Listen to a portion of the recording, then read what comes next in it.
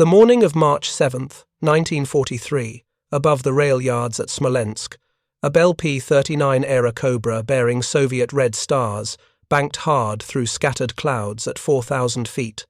Senior Lieutenant Aleksandr Pokryshkin advanced the throttle of his Allison V-1710 engine and felt the aircraft respond with its characteristic nose-heavy acceleration.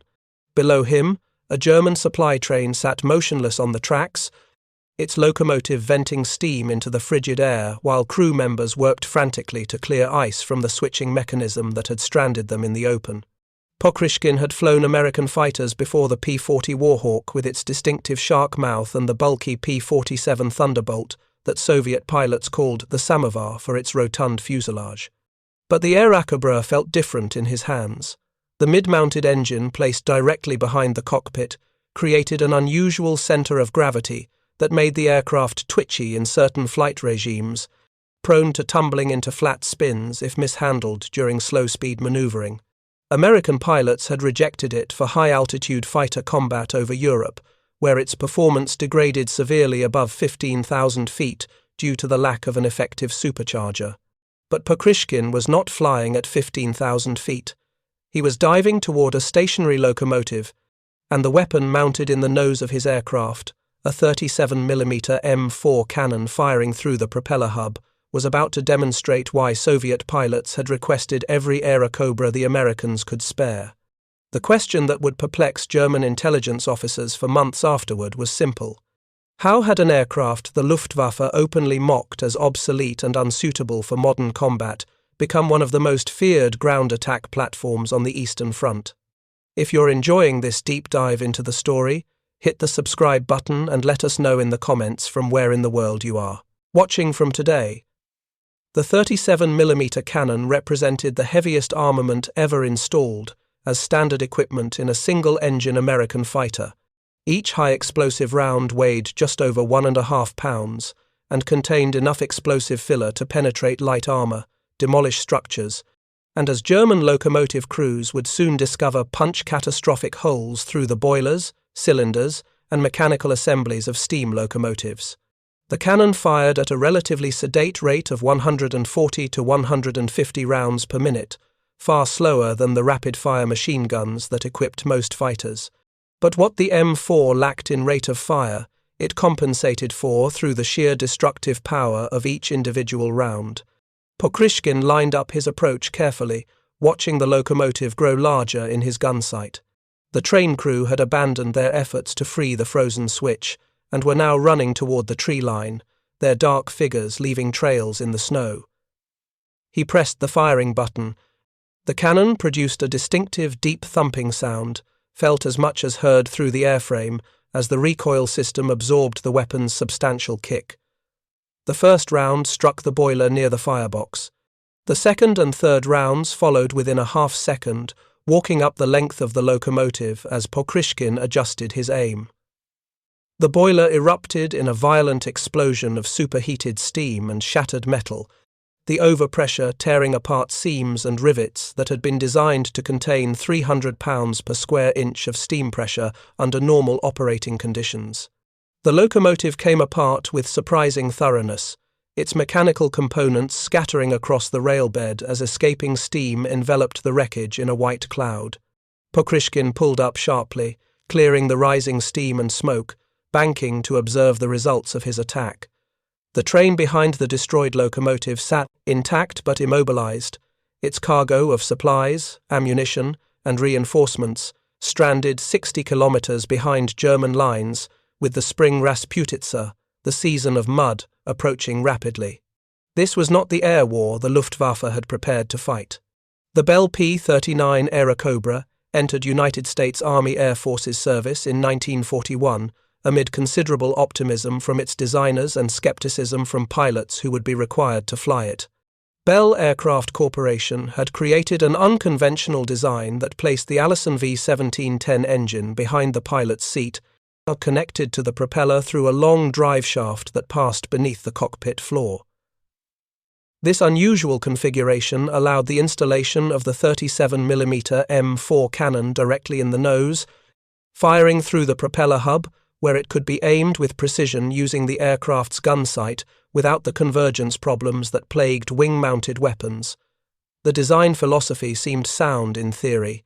By mounting the engine at the aircraft's center of gravity rather than in the nose, Bell's engineers believed they could create a more maneuverable fighter with better mass distribution for aerobatic performance. The heavy cannon in the nose would be balanced by the engine weight aft, creating what should have been a beautifully harmonized aircraft. Wind tunnel testing and initial flight trials suggested the configuration worked as intended, producing an aircraft with excellent low-altitude performance and devastating firepower. Reality proved more complicated than theory suggested. The Allison engine, without an effective high-altitude supercharger, lost power dramatically above 12,000 feet. At 15,000 feet, where much of the air combat over Western Europe occurred, the P-39's performance degraded to levels that made it dangerously vulnerable to German fighters optimized for high-altitude interception. The Messerschmitt Bf 109 and Focke-Wulf WU 190 maintained good performance well above 20,000 feet, allowing German pilots to dictate engagement terms by attacking from superior altitude with speed advantage. American test pilots who evaluated the Airacobra for combat operations over Europe delivered harsh assessments. The aircraft could not climb quickly enough to intercept high-altitude bomber formations. It could not maintain sufficient speed at altitude to catch fleeing enemy fighters. The unusual engine placement created a dangerous tendency toward flat spins during certain maneuvers, particularly if the pilot allowed airspeed to decay too far during turning combat. Recovery from these spins proved difficult and sometimes impossible, with several test pilots killed during evaluation flights when their aircraft entered unrecoverable spin modes. The car door-style side entry, while convenient on the ground, created concerns about emergency egress. The pilot had to jettison the door completely before attempting to bail out, adding precious seconds to an escape sequence that might occur while the aircraft was spinning, on fire, or both. British Royal Air Force pilots who received early production Airacobras through Lend-Lease channels flew exactly one operational sortie before declaring the type completely unsuitable for combat over Europe and relegating the aircraft to training duties far from combat zones. By mid-1942, American fighter squadrons destined for Europe were receiving P-47 Thunderbolts and P-51 Mustangs instead of P-39 seconds. The Airacobra had been tried, evaluated, and found wanting for the air war over Western Europe. Production continued primarily because the aircraft performed adequately in other theaters, where high-altitude performance mattered less, and because American factories needed time to retool for production of more capable types. The Luftwaffe intelligence officers who compiled reports on Allied aircraft capabilities noted the Airacobra's specifications, with professional interest but little concern. Here was an American fighter that could not effectively contest airspace above 15,000 feet, could not escort heavy bombers, could not outrun or outclimb German interceptors, and possessed handling characteristics that made it dangerous to its own pilots.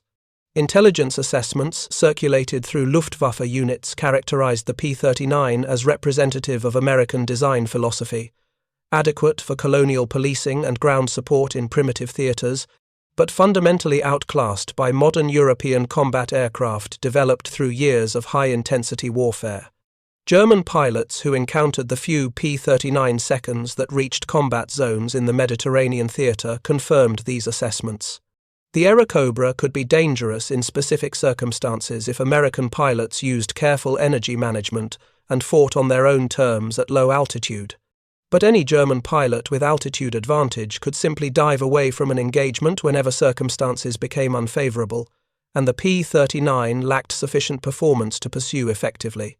This comfortable dismissal of the Airacobra as an inferior design would persist among Luftwaffe pilots and intelligence officers until Soviet pilots began demonstrating what the aircraft could actually accomplish when employed according to its genuine strengths rather than forced into roles for which it was fundamentally unsuited.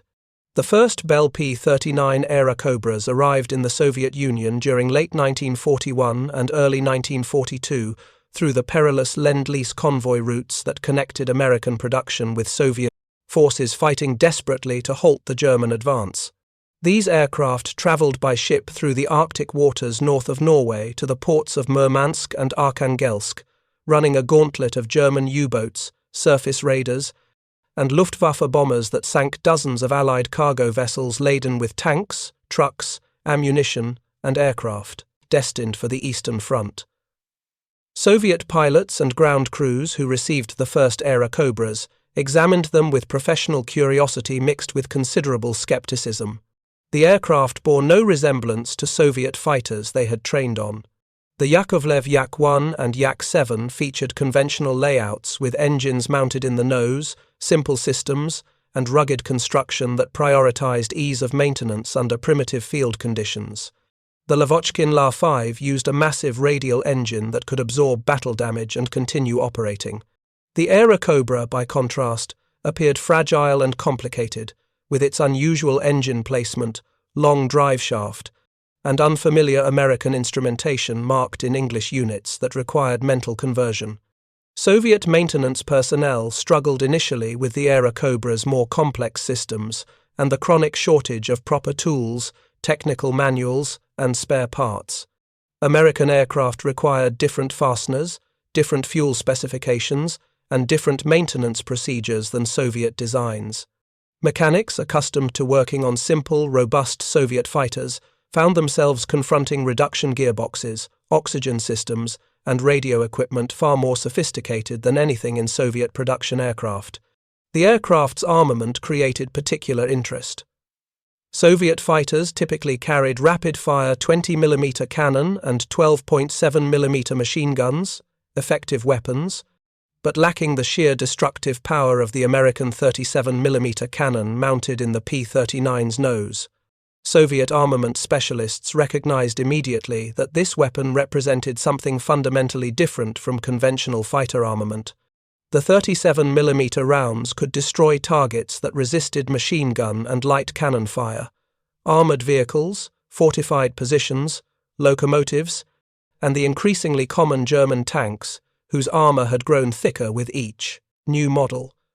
But Soviet tactical doctrine for fighter employment differed fundamentally from American and British approaches in ways that would prove decisive for the Airacobra's operational success. Western air forces emphasized high-altitude bomber escort, strategic interdiction, and gaining air superiority through fighter versus fighter combat at altitude. Soviet doctrine, forged in the brutal ground combat on the Eastern Front, prioritized direct support of ground forces, destruction of enemy logistics, and low-altitude attacks against German supply lines, artillery positions, and transportation networks. The Eastern Front Air War occurred primarily below 10,000 feet, where Soviet and German aircraft tangled in savage low-altitude combat directly above advancing infantry and tank formations. German Stukas and ground attack aircraft struck Soviet positions continuously, while Soviet Sturmovix reciprocated against German forces. This was not the gentlemanly high-altitude combat over Western Europe, where fighters engaged in relatively clean one-on-one duels. This was brutal, close-range combat where aircraft flew through ground fire, operated from crude dirt airstrips mere kilometers behind the front lines, and focused primarily on destroying ground targets rather than achieving air superiority through fighter combat. In this environment, the Airacobra's limitations at high altitude became irrelevant, while its strengths, the devastating 37mm cannon, good low-altitude performance, decent speed below 10,000 feet, and excellent visibility from the cockpit, suddenly became decisive advantages. Soviet pilots recognized that the Americans had inadvertently created the perfect ground attack platform for Eastern Front conditions, even though American doctrine had never envisioned using the aircraft in this role. Aleksandr Ivanovich Pokryshkin had joined the Soviet Air Force in 1934 as a young mechanic, working on aircraft, engines and airframes before earning his pilot's wings through sheer persistence and demonstrated technical aptitude. By 1943, he had accumulated combat experience that few pilots survived long enough to acquire over 400 combat sorties against Luftwaffe fighters and German ground targets across the desperate battles of 1941 and 1942. Pokryshkin approached the Airacobra with the methodical mindset of an engineer, rather than the instinctive reactions of a pure fighter pilot. He studied the aircraft's specifications carefully, analyzing its performance envelope to identify the specific flight regimes where it excelled and the conditions under which it became vulnerable. The 37mm cannon particularly interested him, not as a weapon for destroying other fighters, though it could certainly accomplish that when opportunity arose, but as an instrument for systematic destruction of German logistics infrastructure. Soviet intelligence had identified German dependence on rail transportation as a critical vulnerability in their Eastern Front operations. The vast distances, primitive road networks, and seasonal mud that rendered unpaved routes impassable for months each year meant that German forces relied overwhelmingly on railways to move supplies, reinforcements, ammunition, fuel, and food from railheads in Poland and occupied Soviet territory to combat units at the front. Destroy the locomotives, and entire German divisions would slowly starve, their artillery would fall silent for lack of shells, and their tanks would become immobile for want of fuel. The German railway system in occupied Soviet territories operated with remarkable efficiency considering the challenges. Specialized railway troops repaired partisan sabotage damage, maintained track in harsh weather conditions, and operated repair facilities that could rebuild damaged locomotives. But locomotives themselves represented irreplaceable assets that German industry struggled to produce in sufficient quantities. Each locomotive destroyed meant one less train delivering supplies to German forces, and German factories could not manufacture new locomotives quickly enough to replace combat losses while simultaneously supporting expanded operations deeper into Soviet territory. Pokryshkin developed specific tactics for attacking locomotives that maximized the Airacobra's capabilities while minimizing exposure to German anti-aircraft fire. He would approach at medium altitude between 3,000 and 5,000 feet, where the aircraft maintained good speed and maneuverability, while remaining high enough to avoid most light anti-aircraft weapons. German trains typically traveled with flak cars mounting 20mm and 37mm anti-aircraft guns, creating dangerous defensive fire that could shred an attacking aircraft if the pilot approached carelessly at low altitude. The attack profile Pokryshkin perfected involved a diving approach from altitude, building speed to make his aircraft a difficult target for anti-aircraft gunners tracking manually with mechanical sights.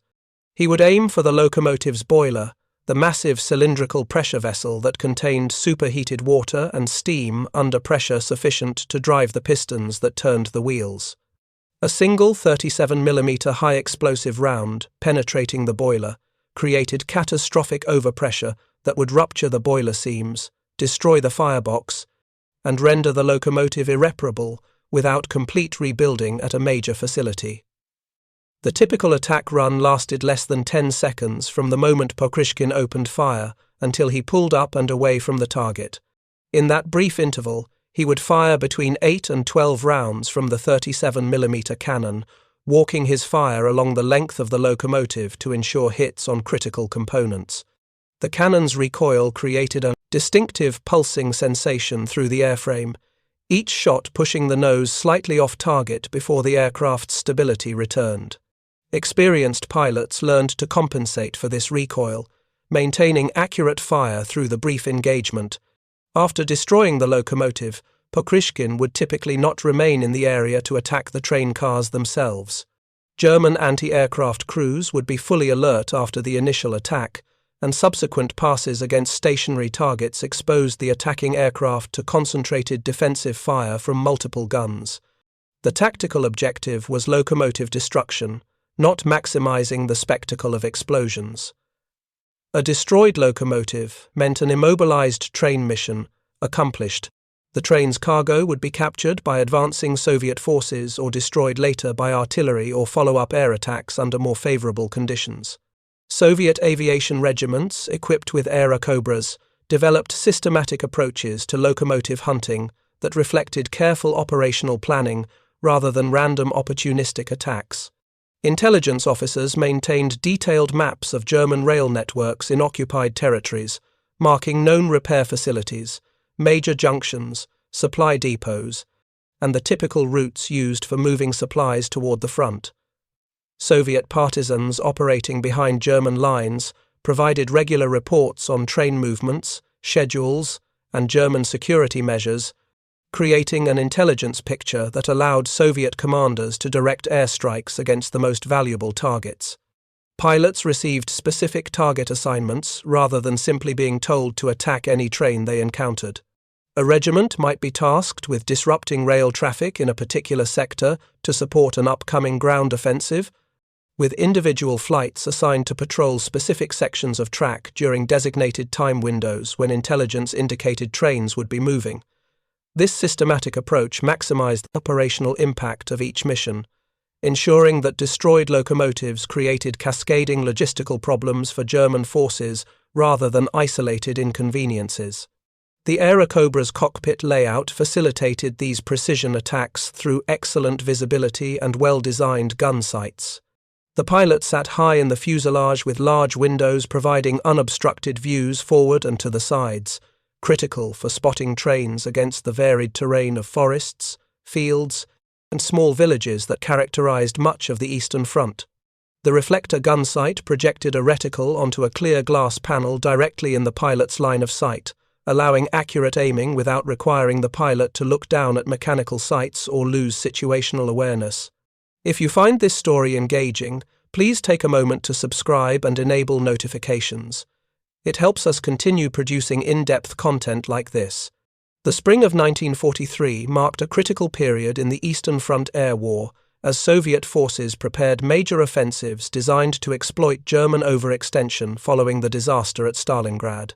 German forces had retreated from the Caucasus and shortened their defensive lines, but they remained deep inside Soviet territory and dependent on vulnerable supply lines stretching hundreds of kilometers from railheads in occupied Poland through partisan-infested forests and countryside. Soviet aviation commanders recognized that German logistics represented a more vulnerable target than German combat units. Attacking German tanks, artillery, and infantry directly meant confronting concentrated anti-aircraft defenses and accepting high aircraft losses for modest tactical gains.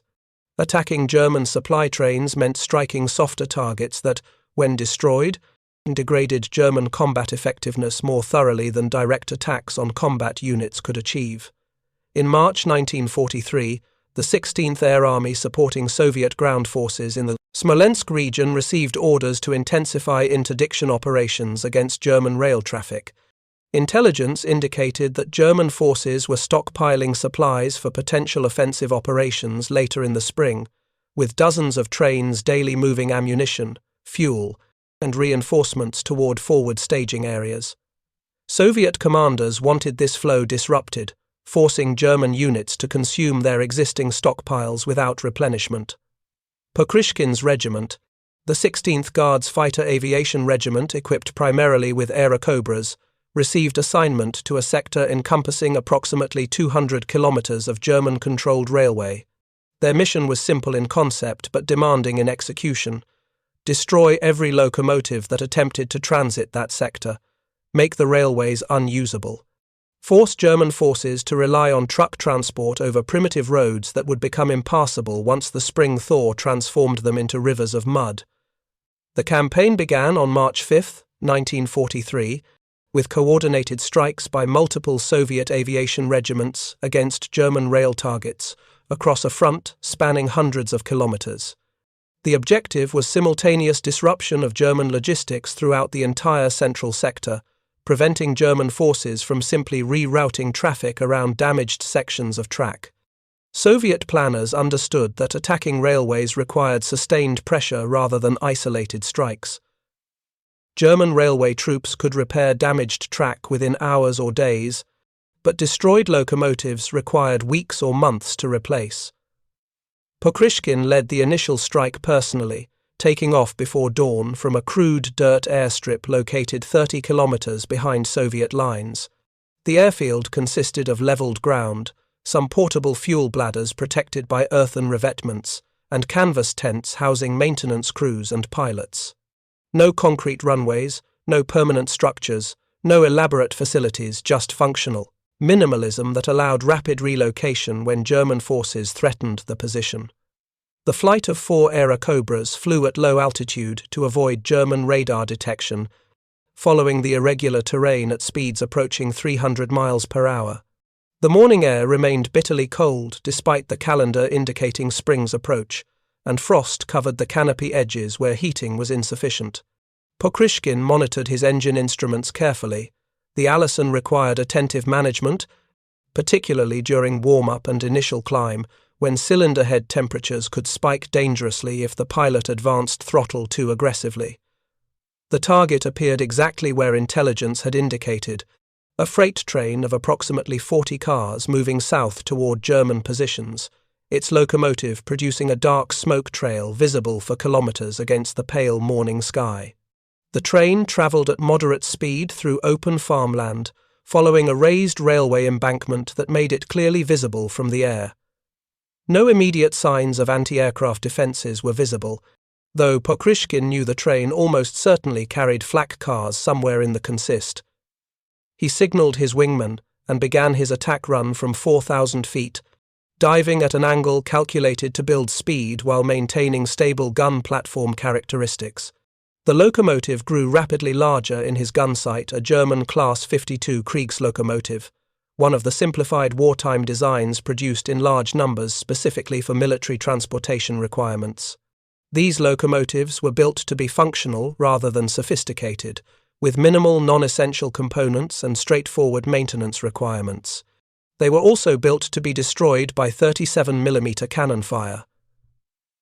Pokryshkin pressed the firing button at 800 meters range. The cannon produced its characteristic deep thumping sound as the first rounds departed. He watched the tracers arc downward toward the locomotive, making minute corrections to walk his fire onto the target. The first round struck the tender immediately behind the locomotive.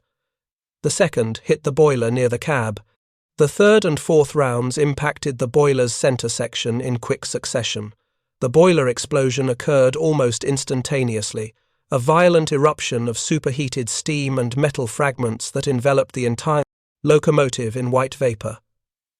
The explosion's force derailed several cars immediately behind the locomotive, twisting them off the tracks and down the embankment. Pokryshkin pulled up sharply, clearing the rising steam cloud, and glanced back to observe the results. The locomotive had effectively ceased to exist as a functional machine, its boiler torn open and its mechanical components scattered across the railbed.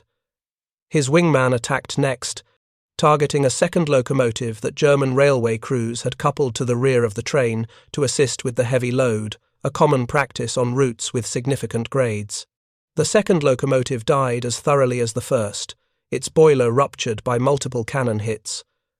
The train sat motionless on the tracks, immobilized far from any repair facility, its cargo of supplies stranded until German railway troops could bring replacement locomotives through what was rapidly becoming a very dangerous section of track. German intelligence officers first noted the increased Soviet attacks on railway targets as a minor tactical adjustment rather than a systematic campaign. Individual train attacks occurred regularly throughout the Eastern Front, as Soviet aircraft opportunistically struck targets when circumstances allowed. What changed in March 1943 was the scale, coordination, and devastating effectiveness of these attacks, particularly those conducted by Soviet fighters equipped with large-caliber cannon. Luftwaffe liaison officers attached to German army railway operations began receiving increasingly urgent reports from train crews and railway security units about Soviet fighter attacks that completely destroyed locomotives with just a few cannon hits. The reports described aircraft approaching at medium altitude, diving on locomotives with extraordinary accuracy, and achieving catastrophic kills with brief firing passes that left locomotives as smoking wreckage unsuitable even for salvage. The descriptions puzzled German intelligence analysts initially. Soviet fighters typically attacked with 20mm cannon and heavy machine guns, weapons effective against personnel, light vehicles, and unarmored targets, but generally insufficient to destroy a locomotive's massive boiler and mechanical assemblies with a handful of hits. Locomotives were built robustly with thick steel boilers designed to contain tremendous internal pressure. They resisted battle damage well, often surviving multiple machine gun hits and continuing operation with degraded but functional capability. These new attacks produced fundamentally different results. Locomotives were not merely damaged but completely destroyed, their boilers ruptured explosively, their mechanical components wrecked beyond any possibility of field repair. German railway officials found themselves facing a crisis where undamaged sections of track sat unused because insufficient locomotives remained operational to move trains. Repair facilities could fix track damage quickly, but could not rebuild destroyed locomotives without extensive workshop time and spare parts that were themselves becoming scarce. German anti-aircraft defences proved inadequate against the Soviet tactics. The standard flak cars attached to trains mounted 20mm and 37mm anti-aircraft guns with mechanical sights requiring manual tracking. These weapons performed reasonably well against low-altitude attackers flying predictable approaches, but struggled to engage fast-moving targets attacking from medium altitude in diving approaches that gave gunners only seconds to acquire the target, calculate lead, and fire effectively. German railway officials requested increased anti-aircraft protection for high-value trains, but Luftwaffe resources were stretched impossibly thin across multiple fronts. Anti-aircraft guns and trained crews represented finite resources needed everywhere simultaneously, protecting cities from Allied strategic bombing, defending frontline positions from Soviet ground attack aircraft, guarding airfields and supply depots, and now supposedly protecting every train moving through partisan territory. The arithmetic simply did not work. There were never enough guns, never enough ammunition, never sufficient trained crews to protect everything that required protection. Luftwaffe fighter units received instructions to provide air cover for important trains during critical movements, but this proved operationally impractical for sustained implementation. German fighters had insufficient fuel and pilot hours available to maintain continuous combat air patrols over railway routes stretching hundreds of kilometers. Soviet fighters could choose when and where to attack, forcing German defenders into reactive postures where they consistently arrived too late to prevent attacks or found themselves unable to locate Soviet aircraft that attacked quickly and departed before German fighters could intercept. German intelligence eventually identified the weapon, causing such catastrophic locomotive damage. The American 37mm cannon installed in Lend-Lease Bell P-39 Airacobra fighters that the Soviets were operating in increasing numbers. Luftwaffe assessments of the Airacobra underwent rapid and uncomfortable revision, as intelligence officers confronted the reality that an aircraft they had dismissed as obsolete and unsuitable for modern combat was systematically destroying German logistics infrastructure with remarkable effectiveness. The intelligence reports attempting to explain this uncomfortable reality to senior Luftwaffe commanders made for awkward reading. Officers had to acknowledge that their previous assessments of the Airacobra's capabilities had been fundamentally wrong, not because German intelligence had misunderstood the aircraft's specifications, but because they had evaluated it according to inappropriate criteria. The Airacobra was indeed unsuitable for high-altitude fighter combat over Western Europe, but nobody was fighting at high altitude over the Eastern Front. The Soviets were using the Airacobra for low-altitude ground attack and interdiction, roles for which the aircraft's combination of heavy cannon armament and adequate low-altitude performance made it devastatingly effective. German technical intelligence officers who examined, captured or crashed Airacobras found themselves grudgingly impressed by specific design elements, particularly the nose-mounted cannon installation that allowed accurate fire without convergence issues that plagued wing-mounted weapons.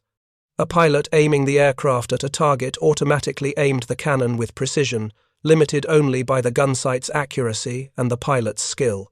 The 37mm M4 cannon fired high-explosive rounds that contained sufficient explosive filler to punch through locomotive boilers, destroy light armor, and demolish structures with single hits. The realization spread gradually through Luftwaffe intelligence circles during spring and summer 1943 that the Americans had inadvertently created an aircraft perfectly optimized for Soviet tactical requirements, even though American doctrine had envisioned entirely different employment. The Soviets had recognized this potential where Western air forces had not, and were exploiting it systematically to destroy German logistics infrastructure in ways that degraded German combat effectiveness more thoroughly than direct attacks on combat units could achieve. German attempts to counter the locomotive attacks through tactical adjustments achieved only limited success. Railway officials experimented with moving high-value trains primarily at night, but Soviet pilots adapted by conducting dawn and dusk attacks when trains remained visible while darkness complicated anti-aircraft fire. German forces attempted to establish fighter patrols over critical railway sections, but Soviet intelligence identified these patterns and simply attacked different sections, while German fighters waited uselessly over protected routes. German railway troops worked frantically to repair damaged track and replace destroyed locomotives, but Soviet attacks outpaced German repair capacity, creating a steadily worsening logistics crisis. By mid-1943, German commanders facing Soviet offensives found themselves fighting with inadequate ammunition, insufficient fuel, and delayed reinforcements because the railways that should have delivered these supplies were disrupted by systematic Soviet interdiction. German combat units remained formidable when properly supplied, but even the best troops became ineffective when their artillery fell silent for lack of shells, their tanks sat immobile for want of fuel, and their wounded could not be evacuated because no trains reached rear-area hospitals. By the summer of 1943, Soviet aviation regiments equipped with Airacobras had destroyed hundreds of German locomotives across the Eastern Front, creating cascading logistics failures that degraded German combat effectiveness more thoroughly than direct battlefield losses could achieve. Aleksandr Pokryshkin personally accounted for dozens of locomotive kills, though Soviet record-keeping focused more on enemy aircraft destroyed than ground targets eliminated, making precise statistics difficult to verify from surviving documentation. The impact on German railway operations became severe enough that senior Wehrmacht commanders began filing formal complaints with the High Command about inadequate locomotive availability. German forces discovered themselves fighting a different kind of war than they had prepared for, not grand armoured manoeuvres and dramatic breakthroughs, but grinding attrition where victory depended on maintaining supply flows against relentless interdiction. The Eastern Front had become, in part, a war of logistics destruction, where Soviet pilots hunted locomotives with the same systematic intensity German U-boats had once hunted Allied merchant ships. German industry attempted to compensate through increased locomotive production, but German factories faced impossible competing demands. Resources allocated to locomotive production meant fewer tanks, fewer aircraft, fewer trucks, and less ammunition. The German war economy operated under conditions of total mobilization by 1943, with every factory, every worker, and every ton of steel already committed to war production at maximum sustainable rates. There were no idle resources waiting to be mobilized, no reserve capacity that could simply be activated to produce additional locomotives without reducing production of something else equally critical. The mathematics of attrition worked inexorably against German forces.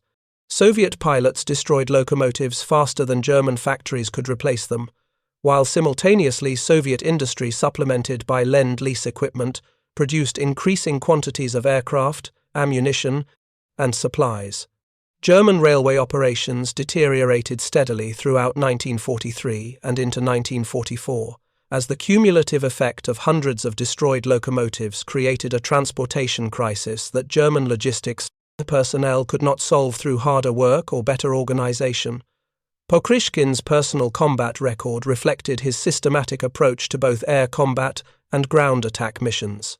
He achieved 59 confirmed aerial victories against Luftwaffe aircraft, an impressive total that placed him among the Soviet Union's leading aces, but his contribution to Soviet victory extended well beyond fighter versus fighter combat. His development and refinement of locomotive attack tactics created a methodology that other Soviet pilots could replicate, spreading effective interdiction techniques throughout Soviet aviation units equipped with cannon-armed fighters. The Soviet Air Force recognized the Airacobra's value explicitly through their continued requests for additional aircraft throughout the war. While American and British forces largely abandoned the P-39 for frontline combat duties in Europe after early combat trials demonstrated its limitations at high altitude, Soviet forces requested every Airacobra the United States could provide through Lend-Lease channels. American factories eventually delivered over 4,700 Airacobras to Soviet forces, more than half of total P-39 production, representing the largest single transfer of any American fighter type to Soviet service. Soviet pilots appreciated specific characteristics that made the Airacobra suitable for Eastern Front conditions. The aircraft's relatively simple systems proved maintainable under primitive field conditions, despite being more complex than Soviet designs. The nose-mounted cannon installation allowed accurate fire against ground targets without the convergence problems that reduced effectiveness of wing-mounted weapons.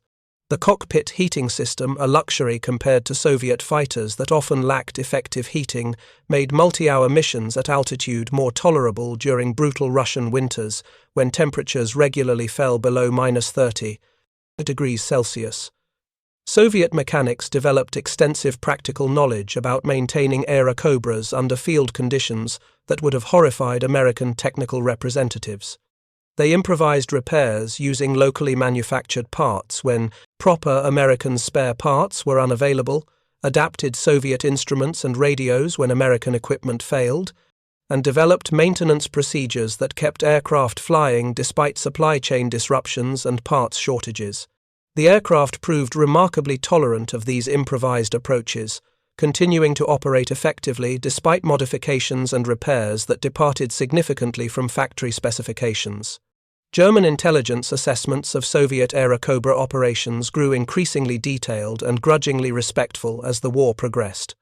Luftwaffe pilots learned to treat Soviet P-39 seconds with caution, particularly at low altitude where the aircraft's performance remained competitive and that massive nose-mounted cannon could destroy German fighters with single hits. The psychological impact of facing an opponent armed with a cannon firing pound-and-a-half high-explosive shells created distinct wariness among German pilots, accustomed to being hit multiple times by machine gun fire, without catastrophic damage. One 37mm hit could remove a wing, destroy an engine, or kill the pilot instantly through explosive effects, rather than simple penetration. The Airacobra's operational success on the Eastern Front created uncomfortable questions for Western air forces about doctrinal assumptions and aircraft evaluation criteria. American and British assessments had judged the P-39 unsuitable for combat, based on its performance in high-altitude fighter escort and interception roles, missions that represented Western tactical priorities but had little relevance to Eastern Front conditions. Soviet forces had evaluated the same aircraft according to different criteria and discovered an effective ground attack platform that American doctrine had never envisioned using in that role. The divergent assessments reflected fundamentally different tactical requirements, operational conditions, and doctrinal assumptions rather than any objective truth about the aircraft's absolute capability. The story of the Airacobra on the Eastern Front reveals how tactical doctrine and operational requirements shape perceptions of technological capability in ways that can blind military organizations to alternative applications of existing equipment. American and British air forces rejected the P-39 because it failed to meet their specific requirements for high-altitude performance in the Western European Air War. This assessment was entirely accurate within that specific context. The Airacobra genuinely could not perform effectively at 20,000 feet, where much of the air combat over Germany occurred. But this accurate assessment within one tactical context created a cognitive blind spot that prevented Western air forces from recognizing the aircraft's potential effectiveness in different operational conditions. Soviet pilots fighting at low altitude over the Eastern Front faced entirely different requirements, where high-altitude performance mattered little, while heavy armament, adequate low-altitude speed, and robust construction proved decisive. The same aircraft, deemed obsolete and unsuitable by Western standards, became one of the most effective ground attack platforms on the Eastern Front when employed according to tactical doctrine that emphasized its genuine strengths. German intelligence officers experienced their own version of this doctrinal blindness, Their initial assessments of the Airacobra accurately identified its weaknesses in high-altitude fighter combat, the primary mission for which Luftwaffe fighters were optimized. These assessments led to comfortable conclusions that the P-39 represented an inferior design that posed minimal threat to German air superiority. German analysts failed to consider that Soviet forces might employ the aircraft in roles where its weaknesses became irrelevant and its strengths proved decisive. This failure of imagination reflected a broader pattern in German intelligence assessments of Soviet capabilities throughout the war. German military culture tended to evaluate Soviet equipment and tactics against German standards and doctrine, often failing to recognize that Soviet forces operated according to different assumptions that sometimes proved more appropriate for Eastern Front conditions. German officers frequently noted Soviet waste of resources on ground attack missions and misuse of fighters for close air support, never quite grasping that Soviet tactical doctrine deliberately prioritized direct support of ground forces over the independent air superiority missions that Western air forces considered primary. The locomotive destruction campaign exemplified Soviet operational art at its most effective, identifying German vulnerabilities, concentrating available resources against those vulnerabilities systematically, and accepting tactical limitations in some areas to achieve decisive effects in others. Soviet commanders understood that they did not need to win air superiority through fighter versus fighter combat if they could render German ground forces ineffective through logistics destruction. Immobilized German tanks posed no threat regardless of their technical superiority. Silent German artillery could not support defensive operations regardless of crew skill. Starving German infantry could not hold positions regardless of their courage. Pokryshkin's career trajectory illustrated Soviet recognition of effective tactical innovation. He received the Hero of the Soviet Union award 3 times, the first Soviet pilot to achieve this distinction, and rose to command of increasingly large formations as his demonstrated competence earned promotions despite his relative modest social background. The Soviet system, despite its many dysfunctions and the political purges that had devastated the officer corps before the war, retained enough meritocratic elements to recognize and reward effective combat performance when results proved undeniable. The broader implications extended beyond individual aircraft types or tactical techniques to fundamental questions about how military organizations evaluate equipment and develop doctrine. The Airacobra's divergent fates in Western and Soviet service demonstrated that aircraft capabilities could not be assessed in abstract isolation from operational requirements and tactical employment. An aircraft was not simply good or bad in absolute terms. Its effectiveness depended entirely on how it was used, against what targets, under what conditions, and according to what tactical doctrine. Western air forces learned this lesson gradually and incompletely. The recognition that ground attack and close air support represented legitimate primary missions for fighter aircraft rather than secondary duties to be performed when air superiority had been achieved came slowly to organizations that had built their entire doctrinal structures around strategic bombing and fighter escort. American development of dedicated ground attack aircraft like the A-1 Skyraider in later conflicts reflected evolving understanding that different missions required different aircraft optimized for different performance characteristics. The German experience with Airacobra attacks on locomotives created lasting impacts on railway security doctrine in subsequent conflicts. The vulnerability of locomotives to air attack, once demonstrated thoroughly by Soviet operations, became an accepted reality that shaped military transportation planning. Railway operations in contested environments required either effective air cover or acceptance of severe losses. There was no technical solution that could make locomotives invulnerable to determined air attack by cannon-armed aircraft. German railway officials attempted various defensive measures during 1943 and 1944, increased anti-aircraft defenses on trains, camouflage measures to make locomotives less visible from the air, construction of protective shelters at stations and sidings, and dispersal of railway operations to make target identification more difficult. None of these measures proved fully effective against determined Soviet attacks. The fundamental vulnerability remained. A locomotive was a large, distinctive target that could not effectively maneuver, could not be quickly hidden, and whose destruction immobilized entire trains laden with critical supplies. The Airacobra's combat record on the Eastern Front remains curiously underappreciated in Western histories of World War II, overshadowed by more famous aircraft types and more dramatic aerial battles. Western aviation historians traditionally focused on the air war over Germany, the Battle of Britain, and Pacific theater campaigns where American and British aircraft achieved clear superiority and decisive victories.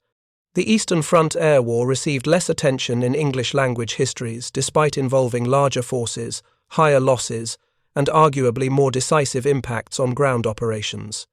This historical neglect reflects partly the Cold War period when Soviet combat records remained largely inaccessible to Western researchers and partly genuine differences in operational focus that made Eastern Front air operations seem less relevant to Western air power doctrine. The Soviet emphasis on ground attack missions and direct support of ground forces appeared less sophisticated than Western strategic bombing campaigns and independent fighter operations. Soviet victories seemed to result from overwhelming numbers and enemy mistakes rather than technical sophistication or tactical innovation. These comfortable Western assumptions obscured genuine Soviet achievements in developing effective tactical methods for the specific operational conditions they faced. Soviet pilots like Pokryshkin demonstrated professional competence and tactical innovation that equaled anything Western aces achieved, adapting available equipment to mission requirements rather than demanding equipment that matched theoretical specifications. The Airacobra locomotive killing campaign represented sophisticated operational planning, systematic execution, and clear understanding of how to achieve strategic effects through accumulated tactical successes. Pokryshkin survived the war itself, a notable achievement for a fighter pilot who flew over 600 combat missions and continued serving in the Soviet Air Force through the post-war period, eventually retiring as a Marshal of Aviation. His memoir, published in Russian during the 1970s, provided detailed accounts of his combat experiences, including extensive discussion of Airacobra operations, but received limited distribution in translation and remained largely unknown to Western audiences until after the Soviet Union's collapse. The thousands of Soviet pilots who flew Airacobras in combat developed professional appreciation for an aircraft that Western air forces had rejected. They recognized its limitations. The tendency toward flat spins required careful handling, the high-altitude performance remained mediocre, and the car door entry created complications during emergency egress. But they also recognized its strengths: devastating armament, adequate low-altitude performance, good visibility, reliable radio equipment by Soviet standards, and relatively effective cockpit heating for high-altitude missions over Russian winter landscapes. German locomotive losses to air attack during 1943 and 1944 contributed significantly to the logistics crisis that progressively degraded Wehrmacht combat effectiveness on the Eastern Front.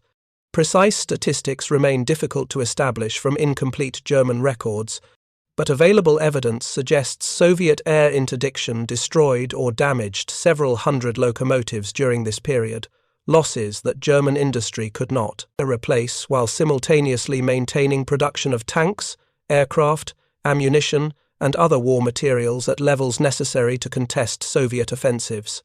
The cumulative effect of these locomotive losses manifested in delayed reinforcements, inadequate ammunition supplies, fuel shortages, and degraded mobility that reduced German forces' ability to conduct the mobile defensive operations that might have prolonged the war.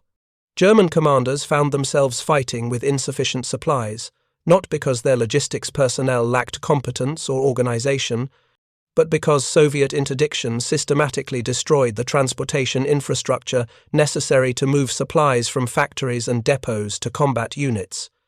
The Airacobra story ultimately demonstrates how operational success depends on matching available equipment to actual mission requirements rather than pursuing abstract performance metrics that may have limited operational relevance. Soviet forces succeeded with the P-39 because they employed it according to its genuine capabilities, rather than forcing it into roles for which it was fundamentally unsuited. They accepted its limitations at high altitude as irrelevant to missions conducted primarily below 10,000 feet. They exploited its heavy cannon armament against targets vulnerable to that specific weapon. They adapted maintenance procedures to field conditions rather than demanding factory-perfect facilities. Western air forces rejected the same aircraft because their operational requirements emphasized different characteristics, where the Airacobra's weaknesses proved decisive, and its strengths offered little advantage. This divergent assessment reflected neither American incompetence nor Soviet genius, but rather fundamentally different tactical situations requiring different solutions. The Eastern Front Air War was not the Western European Air War, and aircraft optimized for one environment performed differently in the other. The German experience dismissing the Airacobra based on theoretical assessment, then discovering through painful experience that those assessments failed to account for how Soviet forces would actually employ the aircraft, illustrated the dangers of evaluating enemy capabilities based on assumptions about how enemy forces should operate rather than careful analysis of how they actually do operate. German intelligence officers had correctly assessed the Airacobra's specifications, but incorrectly predicted its operational impact because they failed to imagine that Soviet tactical doctrine might differ fundamentally from their own. Assumptions. The morning of March 7, 1943, when Aleksandr Pokryshkin destroyed that German locomotive near Smolensk, represented one tactical success among thousands during the brutal Eastern Front fighting. But that single locomotive's destruction contributed incrementally to the systematic degradation of German logistics that made Soviet victory possible. The massive battles, dramatic breakthroughs, and heroic stands receive historical attention, but wars are won through accumulated small victories, destroyed locomotives, interdicted supply columns, disrupted communications that collectively render enemy forces unable to sustain operations, regardless of individual courage or tactical skill. The Airacobra, laughed at by Luftwaffe pilots and rejected by Western air forces, proved itself where it mattered, in sustained combat operations under brutal conditions against a determined enemy. Its 37mm cannon destroyed hundreds of locomotives, thousands of vehicles, and contributed to Soviet victory through systematic application of overwhelming firepower against vulnerable targets. That the aircraft achieving these results was considered obsolete by the forces that designed it merely emphasizes how operational success depends on tactical employment rather than abstract specifications. Thank you for watching. For more detailed historical breakdowns, check out the other videos on your screen now, and don't forget to subscribe.